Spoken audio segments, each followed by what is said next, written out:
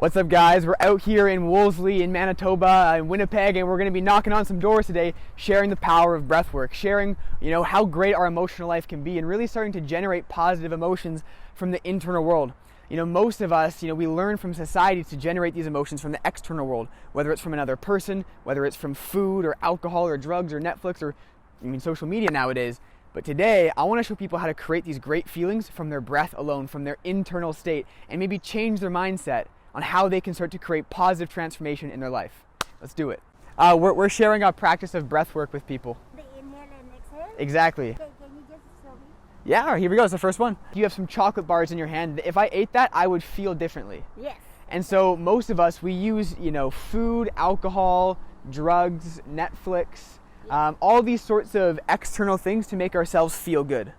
And so breathwork's an amazing way to make ourselves feel good from the inside. Okay. You and I, we breathe differently when we cry. We breathe differently when we are angry. We breathe differently when we're happy or joyful. Yes. Our breath directly affects how we feel.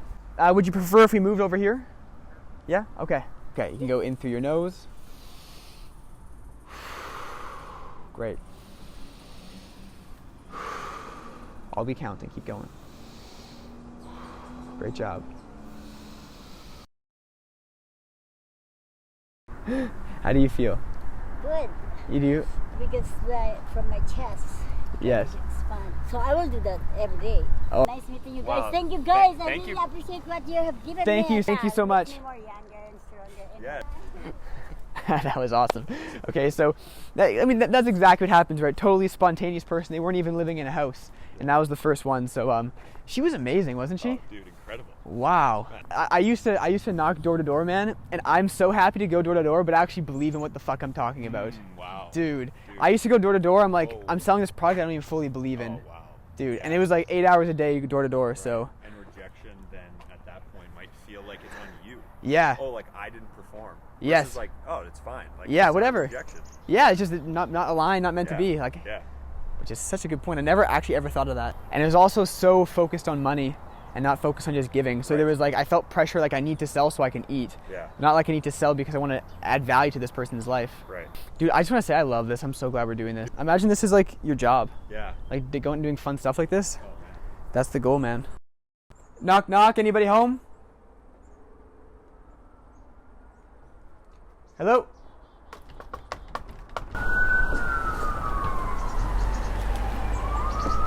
Okay, all right, let's head out of here. As you can see, they lived in a pretty messy backyard or house, and no judgment to that. Oftentimes, when there's a messy house, like especially as messy as that, it's a sign of a very messy mind. People that are very clear in their heads, that are very grounded and centered, their minds are decluttered. Usually they have a reasonably clean space. Even if it's not perfect, it's usually pretty clean. So the reason why I wanted to go into that house was because I saw that the backyard was a little bit like cluttery. And I thought breathwork and meditation would be perfect for whoever lives there because it might help them declutter their mind and thus declutter their lives.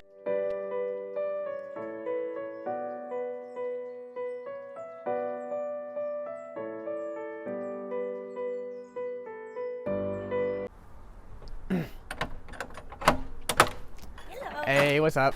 Nice to meet Did you just get out of the hospital recently? Yes. I have a seizure disorder, so on Monday I had a seizure. And that was the first time you ever had a seizure in your life, was a year and a half ago? Yep. Interesting. And then I had 50 in a year. Wow. I had a lot of incidences in my childhood where I hit my head very hard. And we deal with trauma Yep. from people's past, but not physical trauma like banging in the head, but Yep. emotional trauma, physical abuse, sexual abuse, If all. I get back, I might be interested. Really? Yes. That's why I brought it up. Yeah, yeah, I can feel that. Well, let's sit down. Yeah, Let's sit down. Let's do it. How do you feel the trauma that you've been through in your life has affected you? So in 21 years, I have not gone a single year without experiencing some form of incredibly severe trauma. You mean emotional trauma? Yes. Yeah.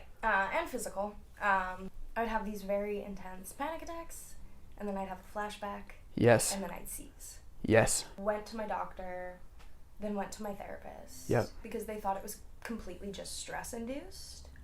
Meaning just like the stress of finances, the stress of life. Yep. But did they ask you about your past, or did they just make a decision based off like what information did they decide to say this to you with? Nothing. Most doctors and anyone don't really take me seriously about it and don't ask me about my history. And this is the work that I do, and I hear just ridiculous stories. I'm like, how could the doctors not ask about what happened when they were younger, when they moved, when they were hit? My mom had me when she was 16 and is about the most stereotypical, stuck in a 16-year-old. Everything's my fault. I trigger her because I remind her of what she went through and everything. Do you have some resentment towards your mom? Oh yeah, so much. I can sense that. She is her and my biological father. If it were possible for me too, I'd never talk to my mom again. God. And your mom, when she says it's your fault, has she been saying that since you can remember? Oh yeah, my whole life. She hit me. She did a whole 9 yards, and I was like, "Why do you hit me?" She's like, "You look like your father." I know that you've internalized that. Oh, for sure. Because how can you not? And now that pattern runs and repeats. And why do you think traumas happen every year to you? Yes, and it's not your fault, which may be difficult to believe. Mm-hmm. So I'm going to take you through a breath right now, and I invite you to allow any emotion that comes up to be present. And just know that you're not being judged, that we care about you, and we're almost in tears because we feel your strength.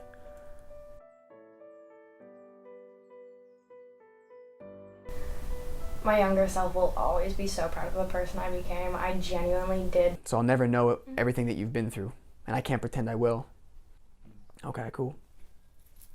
Thank you. So, wow, that was absolutely incredible. I was so inspired, like, the amount of stuff, we didn't even really get to hear her full story, but she's been through, she said she's had a trauma of 8 to 10 intensity every year for the last 21 years. Can you imagine what that would be like? I could never imagine going through that myself, and the fact that she's still here and we left feeling so inspired by her, what an inspiration. And I think she's proof that trauma can really be a gift to inspire and help other people, that it doesn't have to cause shit for us the rest of our lives. We can choose to use that to really help the world. And I can tell it wasn't easy for her. I can tell it's not easy for her sometimes, but she still has a positive outlook, and for that she deserves a fucking Nobel Prize or a Medal of Honor or something. So inspired. I'm 75 now. Yeah. All my friends are about 75. We're dropped the fake macho bullshit. That's right. That's right. And we concentrate on who we are and what we mean to each other. We're not 20 anymore. That's right. We're trying to prove that we're smarter, funnier, braver, can dance a lot better, and we're wittier, and all that stuff. But it's all based on BS. Yeah. I think of myself as an old farmhouse table. Yes. Over the years, layer upon layer of paint has been applied. But now I'm getting out there with the scraper and That's right. the stripper.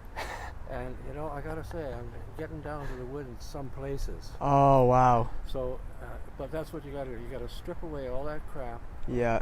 And get down to your essence. So I always say I want to get down to my essence, the essential dawn. Yes. And I love that. And remain there and stop the BS. So we don't try for perfection, we try for progress. What did you take away from that? Honestly, that the work that we're doing here is really important. And that you should see like the smile on his face when he's talked about peeling off those layers and being free and taking off that mask and being open with other men. He was totally lit up.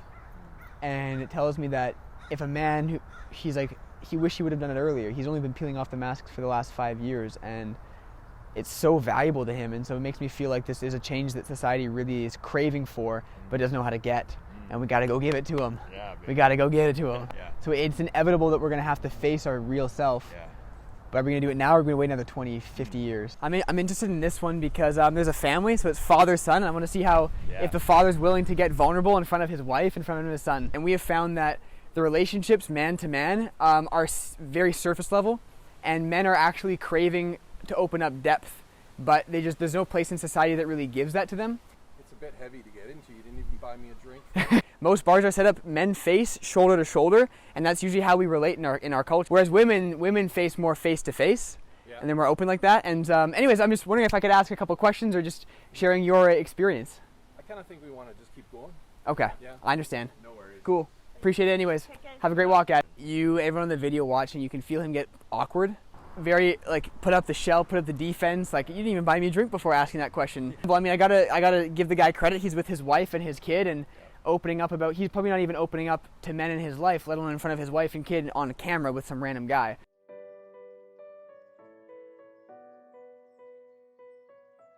What's been, your honest experience sharing how you feel with other men, perhaps with a father or an uncle or a brother, was that available to you growing up? Well, I grew up in the 50s. Nobody talked. You get a slap in the face and quit your ball and get. Yes. That's the way it worked. I don't know. To me, that was my normal. So That was your normal. never thought nothing of it. Or has it been like you haven't been able to have any space to share how you feel? I never really think about it. Never really think about it. No. Yes. I don't. I just go on with my life and that's it. And another example, he has nobody to talk to. Emotions are stupid, don't share how you feel. And when we don't share, we get repressed because Rick, like every other human being, he's felt anger, he has felt sadness, he has felt guilt and shame. And so he needs a space to express. And he's now at a point in his life where he just doesn't even think about it. It's not even, he's dissociated from his body. He's not aware that he has these feelings anymore. And that's a tough place to be. You know, I have a couple of friends, but you know, even there we don't still talk about stuff too much. No, we don't have any in-depth conversations. If you had one piece of advice you'd like to give to a man in his 20s. We work too much. We work too much. I work non-stop for almost 40 years. Yes. So when I did retire, it was great. You know, I didn't have to answer to the man. I've met so many men that they're working themselves into the ground trying to become successful, and they're in their 20s when we should be traveling, when we should be figuring things out, I believe. And so this advice coming from you as opposed from me, I think is going to be even more powerful because you've lived it, and you can tell people, like, you know, you don't need to work so hard, you can go enjoy more, vacation more. I often thought you should retire when you're 20 and start working when you're 50. Thank you so much for your time. Do you have a friend that you can go to share how you feel?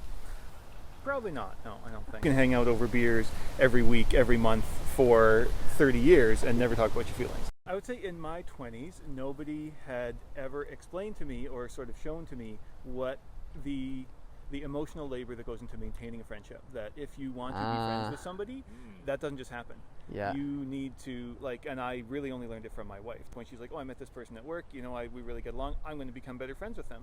And I was like, what do you mean? You can't decide that. It's like, you call them and you're like, yeah, let's hang out, and you invite them to things, and it's like, you know, a year later, they're best friends. In high school, you see your people every day, so you just have to become friends. But after that, like, if you don't pick up the phone and call somebody, you're going to drift apart. Sounds so simple, but very good advice. But I had one friend, shout out Matt Chim, still connect with him today because he took the effort to email me. We're still friends just because of that effort he started to put in. So I definitely see that advice as like super powerful.